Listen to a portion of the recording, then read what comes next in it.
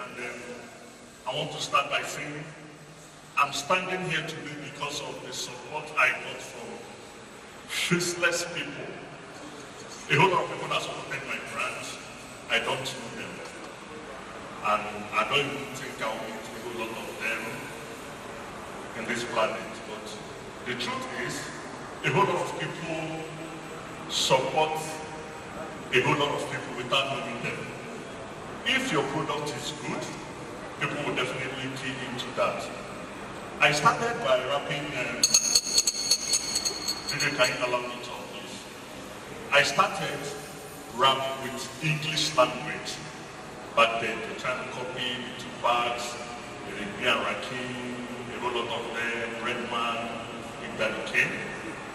Then, at some point along the line, I had to figure out the area, the region where I was performing, which happens to be the Eastern States.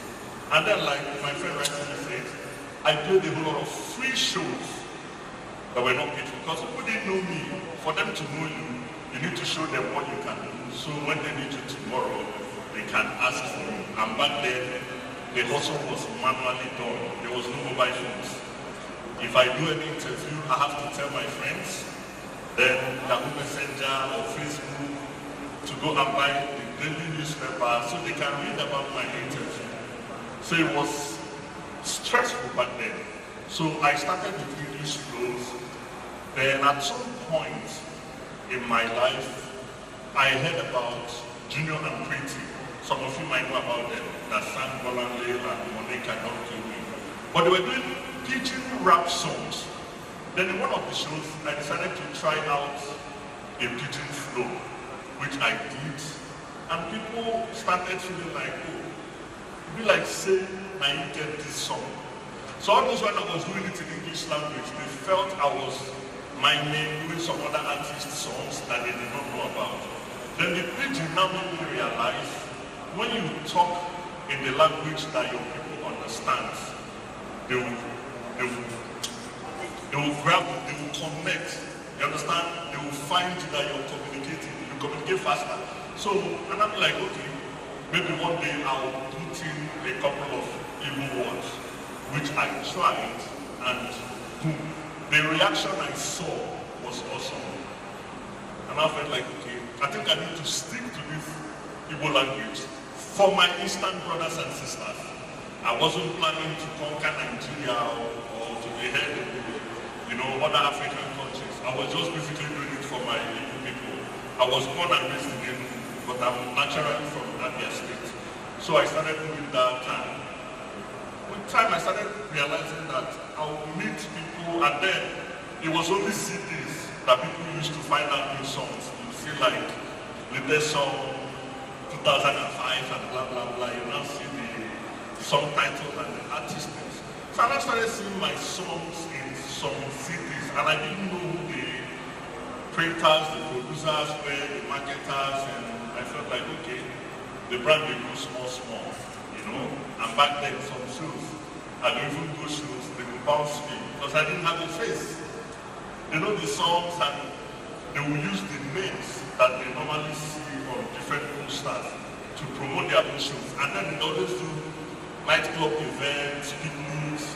So person goes, I see your name for one poster, you will perform, and you didn't know about it. There was no way of communicating with you, and I'd be like, okay, then I and my friends, man, okay, we'll go to the event. Probably they didn't know how to reach out to us. They're only for us to get to the event, and they go bounce us. The bouncers don't know us. You understand? Now we know we be number 3 for this poster and all that stuff. It was funny. And at some point, somebody that knows of mine be like, now person, we come watch us, now you come clear us with the artist. It was funny, but I'm glad I passed through that process. It helped me to guide myself, know the direction I'm going to take. And then let me fast forward a little bit. I've met with a whole lot of artists today. They have all sorts of platforms that will help them promote their materials, their brands. I wish I grew up in that internet age. It would have helped me. I see some of them, sorry I need to complete a bit, but it will still help them what I'm trying to say. I see some of them, if you don't know the correct spelling of a thing, your mobile phone is supposed to auto-correct you, but they will end up abbreviating it.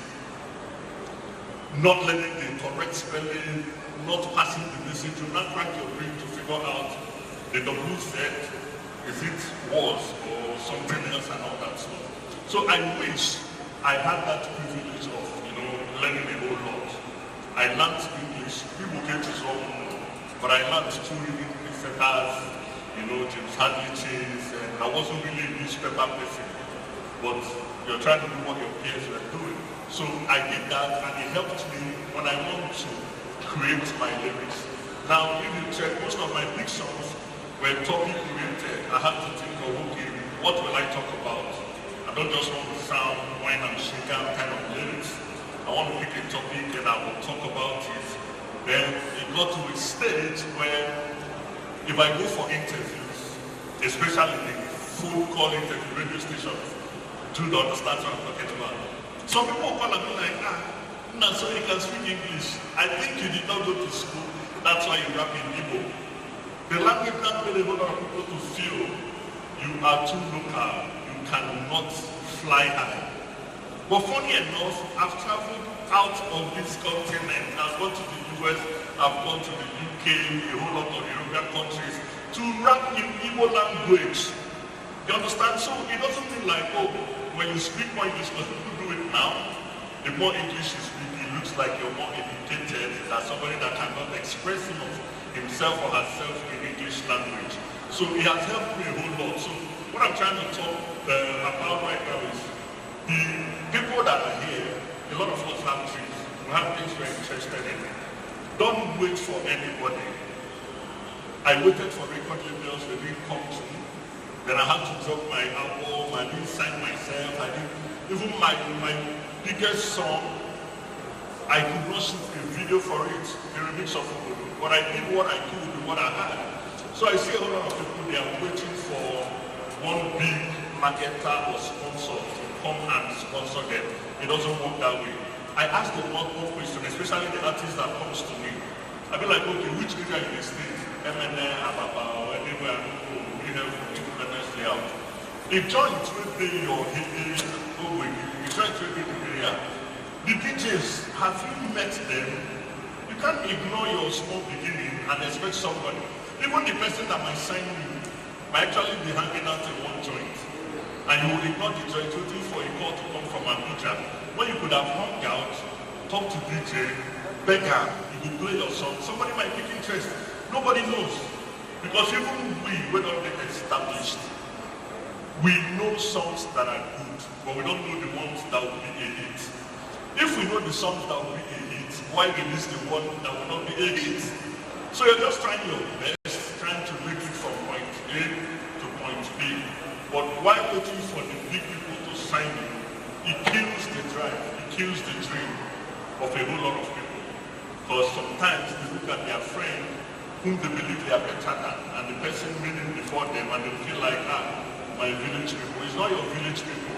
You people must not follow the same route. There's a whole lot that is going on out there. If you're a producer of a brand, let me use like a drink. If you want to manufacture more adults for here, in beer, for example, you have your own brand, maybe TBK lager beer. You need to make sure the lager beers are in different joints, fridges. So that if I come to drink a particular beer and they don't have it, they might be like, sir, but we have this one, you can try it, you might like it.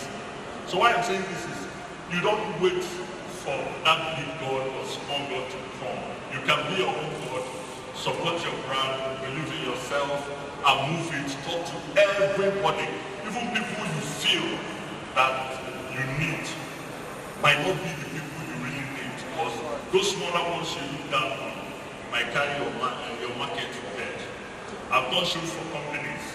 Sometimes the MD of the company, the managing director or the director general, whoever it is, might call your line. It doesn't mean he's feeling your song. It's actually those people, the bus drivers, the barbers, tell us, now then they vibe your song. They go enter street, they don't want back. Somebody they sing your song. Tomorrow they want to do activation. They will say, when they look for this guy. Then you come to the same event, you go form for the same people because you feel they know you from the big boys area or they are not from the gas family and all that. So you're actually forming for those that are your base, your killers. So I've seen things and I've come to realize that a whole lot of people are my backbones. I don't really know them one-on-one. Some people you know, my eye samples they will do. Then you go some areas, people you don't know, and then carry your matter for head. So please, if you have a dream, wake up, because if you're dreaming, you're still sleeping. Wake up and make your dream a reality. Anybody can achieve it.